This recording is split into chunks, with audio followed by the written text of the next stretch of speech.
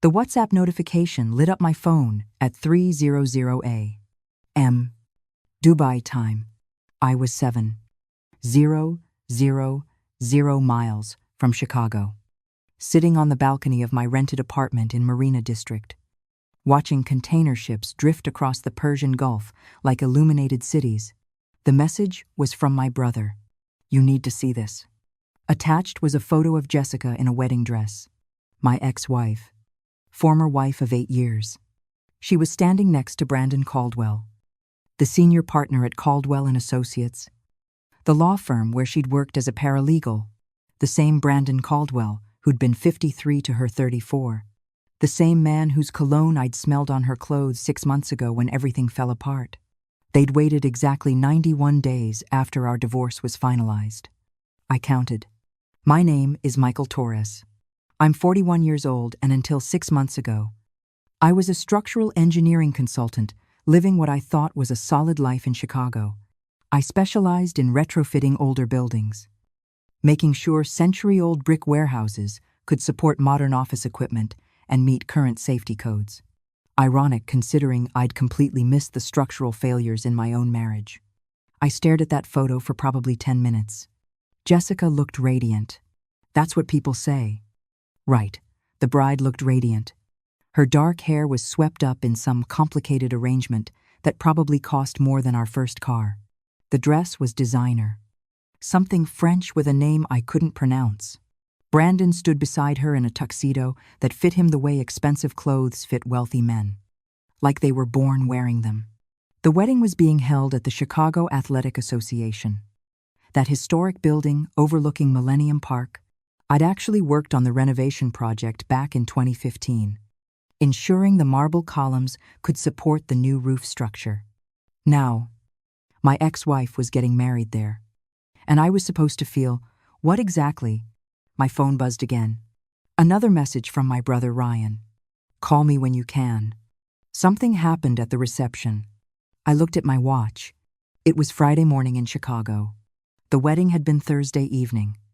Whatever happened must have been significant if Ryan was still awake messaging me at 9:00 p.m. his time. I called him. "Michael." Ryan answered on the first ring. His voice had that edge it got when something was seriously wrong. "You sitting down, I'm in Dubai." "Ryan, it's 30 inches the morning, and I'm drinking Arabic coffee on my balcony." What happened? Jessica's wedding turned into a complete disaster. I felt something twist in my chest. Not satisfaction exactly. Maybe curiosity mixed with a small, shameful part of me that wanted to know she wasn't having the perfect fairy tale ending she'd imagined with Brandon. "Tell me." Ryan took a breath. "So, I wasn't going to go. Obviously. But Lauren insisted we should make an appearance, since Jessica's sister Nicole is her best friend from college. We figured we'd show up for the ceremony. Skip the reception. Lauren was Ryan's wife of 12 years. She'd tried to stay neutral during the divorce, which I appreciated, even though it meant she'd maintained her friendship with Jessica. Some relationships transcended marital disasters. We sat in the back. Ryan continued. The ceremony was typical wealthy Chicago wedding stuff. String quartet, imported flowers, probably cost more than most people's cars. Brandon looked smug. Jessica looked nervous. Actually, I noticed her hands were shaking when they exchanged rings. Get to the part about the disaster. Right, so we decided to stay for cocktail hour. Free premium bar. You know, we were standing near the library room when this older woman approached Jessica. Had to be in her 70s. Really elegant. Wearing this deep purple dress. I heard Ryan take a drink of something. Probably bourbon. He always drank bourbon when he had a story to tell. The woman introduced herself as Patricia Caldwell, Brandon's mother. My hand tightened on the phone. I'd heard about Patricia. Brandon had mentioned her exactly once during the 8 months Jessica had been sleeping with him while still married to me. He'd said his mother was difficult and lived in Boston. Patricia smiled at Jessica. Ryan said, and I swear, "Michael." It was the coldest smile I've ever seen. She said, "You're the fourth one. You know, Fourth what? That's exactly what Jessica asked. And Patricia just kept smiling and said, the fourth paralegal my son is married. Though you're the youngest. Congratulations on that. I suppose. I stood up from my chair.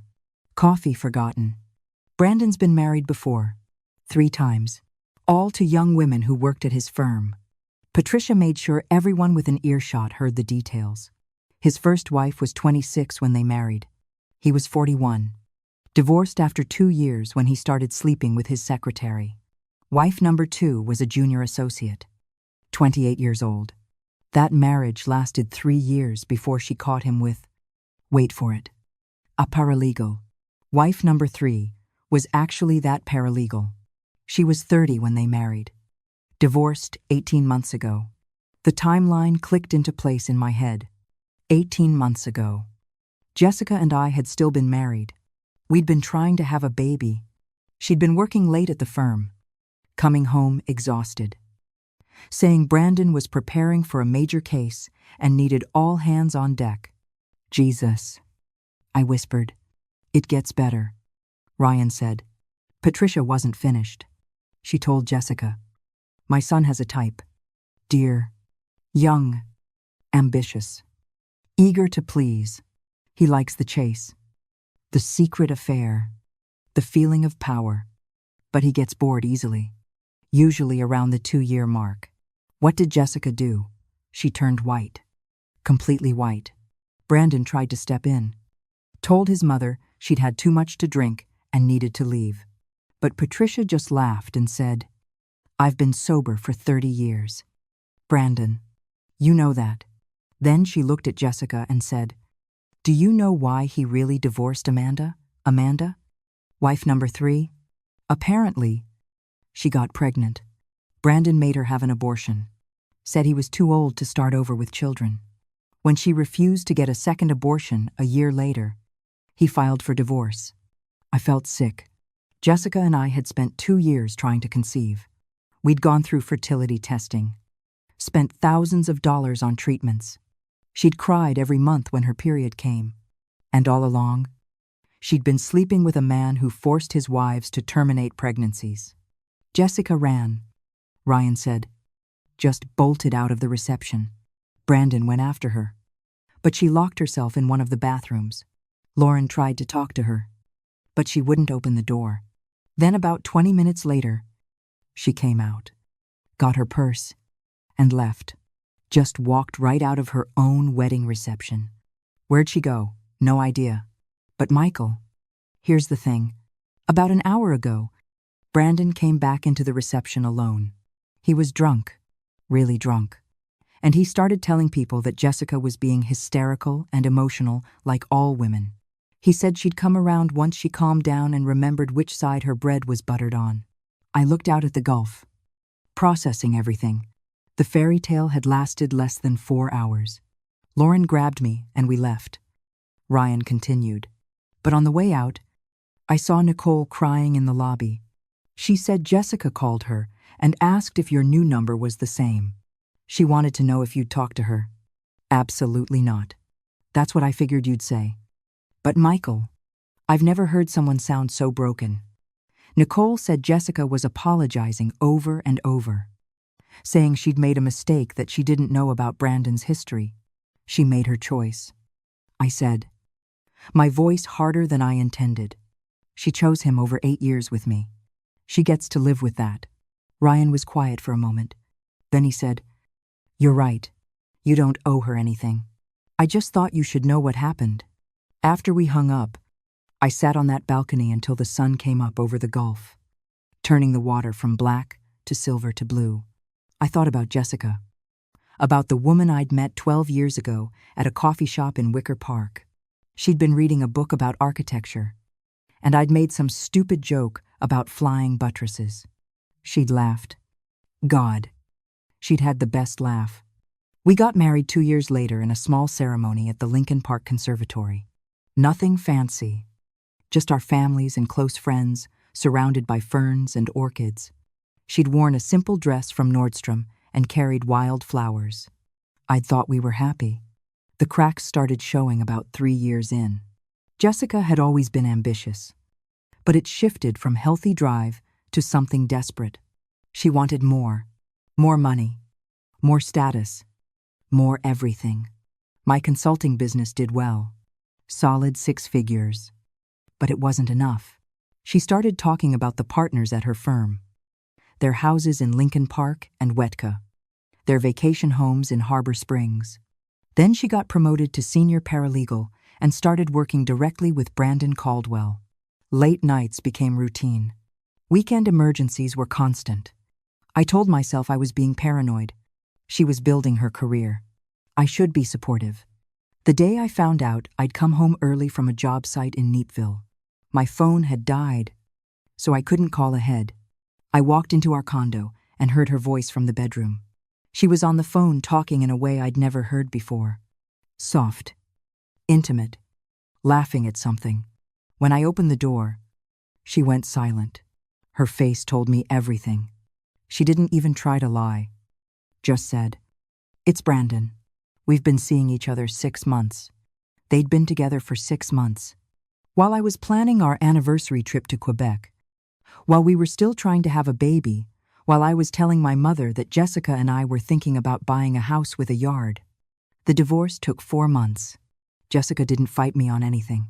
She signed whatever papers my attorney put in front of her, took her half of our savings, and moved into Brandon's townhouse in Gold Coast within a week of our separation being finalized.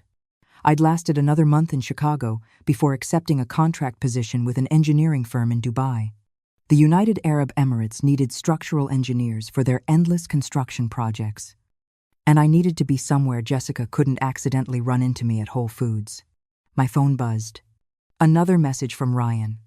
"Nicole just texted. Lauren, Jessica's at her apartment.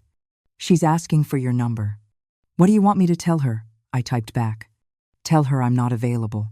But even as I sent it, I felt something complicated twist in my chest. Not sympathy, not forgiveness. Maybe just curiosity about what she thought she could possibly say that would matter now. The sun was fully up now, and Dubai was waking up around me. I could hear the morning call to prayer from a nearby mosque mixing with the sound of traffic on Sheikh Zayed Road below. I had a meeting at 10 with a client who wanted to convert an old warehouse in Dara into luxury apartments. Normal work, normal life.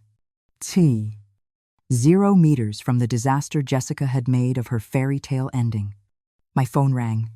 Unknown number, with a US area code. I should have let it go to voicemail. Should have blocked it. Should have done anything except what I did, which was answer it. Michael. Jessica's voice was wrecked, hoarse from crying, barely above a whisper. "Please don't hang up." I stood there on my balcony, phone pressed to my ear, and didn't say anything.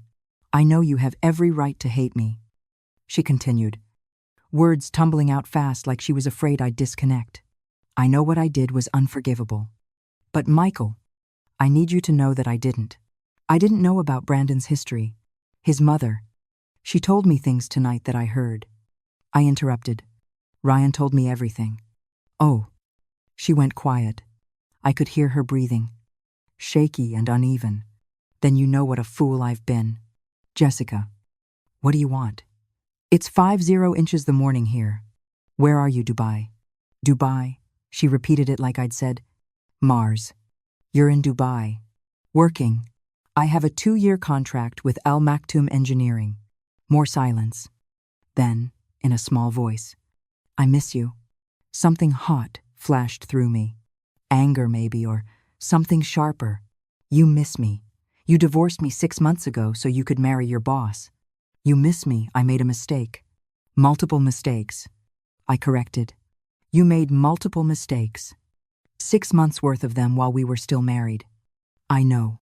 Her voice broke. "Michael, I'm so sorry. I know that doesn't change anything, but I need you to know." "Jessica, stop. Just stop." I rubbed my face with my free hand. "What exactly do you want from me? Forgiveness? Absolution? Permission to feel less guilty about blowing up 8 years together?" "I want," she trailed off. "I don't know what I want. I just knew I needed to hear your voice." Well, you've heard it. Anything else, do you hate me? The question surprised me. I looked out at the Gulf, at the container ships that never stopped moving, and tried to figure out how to answer honestly. No, I said finally. I don't hate you. I don't feel much of anything about you anymore, which is probably worse. She was crying now, really crying. I threw away the best thing I ever had. You were good to me. Michael, you were so good to me. And you chose someone else. I finished. Someone with more money, more status. Someone who could give you the life you wanted. And tonight, you found out exactly what that life costs. It's not fair that you have to be right, she said, and I heard the bitterness in her voice. You always were too understanding. I'm not being understanding. Jessica, I'm being honest. You wanted something I couldn't give you. That's not a moral failing on either of our parts. It's just incompatibility. But I love you. Those 3 words hung in the air between Dubai and Chicago, separated by 0 meters and 6 months of destruction. No, you don't, I said quietly. You love the idea of me.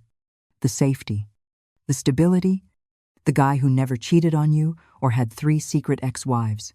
But you didn't love the reality of being married to me. If you had, you wouldn't have left. Michael, I have to go. I have a meeting in 4 hours and I need to sleep.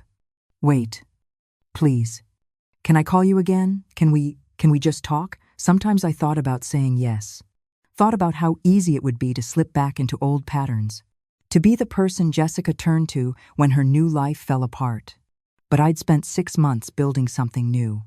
Something that belonged only to me. No, I said. I don't think that's a good idea. Please. I don't have anyone else. You have Nicole. Your family. Friends. They all look at me like I'm the villain in this story. Jessica, you were the villain in this story. You don't get to rewrite it now because you're unhappy with how it turned out? She was silent for so long I thought she'd hung up. Then you're right. You're absolutely right. I'm sorry I called. I hope you figure things out. I said, and I meant it. I hope you find whatever you're looking for. But you're not going to find it by calling me at 5 inches the morning. I know. I needed to hear that you're okay. That I didn't completely destroy you. I'm okay, I told her. Better than okay. Actually, I'm good. I'm glad. You deserve to be good. After she hung up, I sat on my balcony until my coffee went cold. I thought about marriages and mistakes, about the stories we tell ourselves and the realities we ignore. Jessica had built a fairy tale in her head about Brandon Caldwell. Successful attorney. Wealthy. Sophisticated. She'd burned down our life together to chase that fantasy. And tonight she'd discovered it was built on the same foundation as his 3 previous marriages. I couldn't even feel satisfaction about it. Just a deep, settled sadness for the time we'd wasted. My phone buzzed one more time. Ryan. She called you. Didn't she? Yeah. What did you tell her? I typed back. I told her the truth. That I'm okay. That she needs to figure out her own life. Good. You staying in Dubai for now, maybe longer. I like it here. And I did. Dubai was clean slates and new beginnings. It was a city that reinvented itself constantly, building impossible towers in the desert and calling them progress. Maybe that's what I needed. A place that understood the value of starting over. 3 months later, I got an email from Nicole. She and Lauren were planning a trip to Dubai and wanted to know if they could visit.